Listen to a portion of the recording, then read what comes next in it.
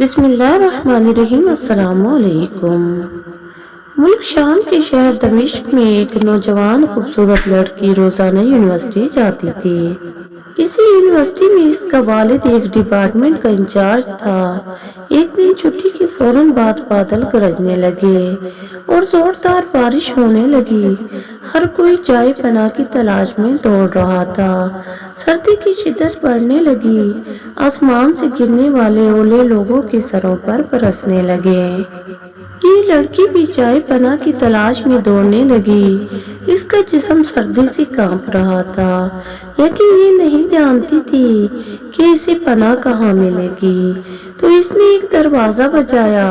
گھر میں موجود لڑکا باہر نکلا اور اسے اندر لے آیا۔ بارش تھمنے تک اپنے گھر میں رہنے کی اجازت دی۔ دونوں کا آپس میں تعارف ہوا تو معلوم ہوا کہ لڑکا بھی اسی یونیورسٹی میں پڑھتا ہے جہاں وہ خود زیر تعلیم ہے اور اس شہر میں اکیلا رہتا ہے۔ ایک کمرہ اور برآمدہ اور باتھ روم اس کا کل گھر تھا۔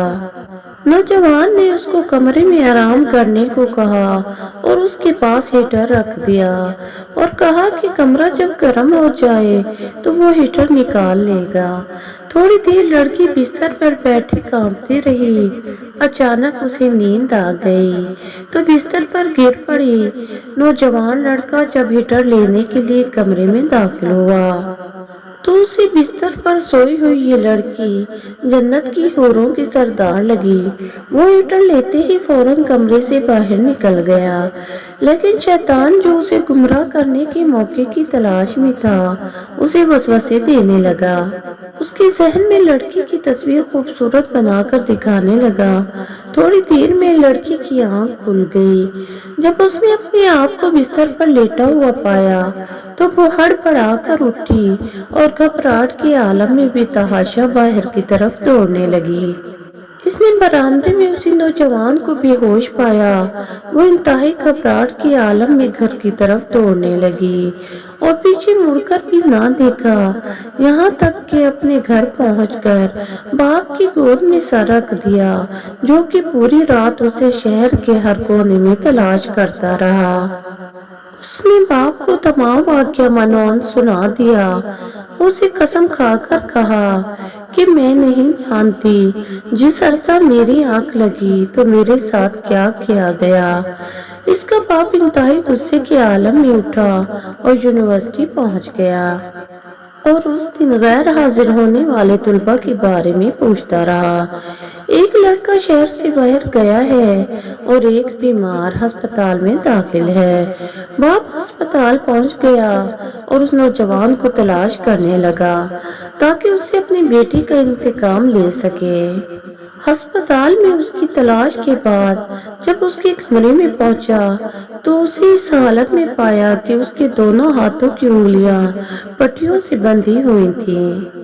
اس نے ڈاکٹر سے اس مریض کے بارے میں پوچھا تو انہوں نے بتایا کہ جب یہ ہمارے پاس لایا گیا تو اس کے دونوں ہاتھ جل چکے تھے۔ باپ نے نوجوان سے کہا، تمہیں اللہ کی قسم مجھے بتاؤ کہ تمہیں کیا ہوا۔ باپ نے اپنا تعارف نہیں کروایا۔ وہ بولا، ایک لڑکی کل رات بارش سے بچتی ہوئی میرے پاس پناہ لینے کے لیے آئی۔ میں نے اسے اپنے کمرے میں پناہ تو دے دی، مگر شیطان مجھے اس کے بارے میں پھسلاتا رہا تو میں اس کمرے میں ہیٹر لینے کے بہانے داخل ہوا۔ وہ سوئی ہوئی لڑکی مجھے جنت کی حور لگی۔ میں فوراً باہر نکل آیا، لیکن شیطان مجھے مسلسل اس کے بارے میں پھسلاتا رہا اور غلط خیالات میرے ذہن میں آتے رہے۔ تو جب بھی شیطان مجھے برائی پر اکساتا میں اپنی انگلی آگ میں جلاتا تاکہ جہنم کی آگ اس کے عذاب کو یاد کروں اور اپنے نفس کو برائی سے باز رکھ سکوں، یہاں تک کہ میری ساری انگلیاں جل گئیں اور میں بے ہوش ہو گیا۔ مجھے نہیں پتا کہ میں ہسپتال کیسے پہنچا۔ یہ بات سن کر باپ بہت حیران ہوا۔ बुलंद आवाज से चिल्लाया, ए लोगों गवार हो, मैं इस पाक सीरत लड़के से अपनी बेटी का निकाह करता हूँ।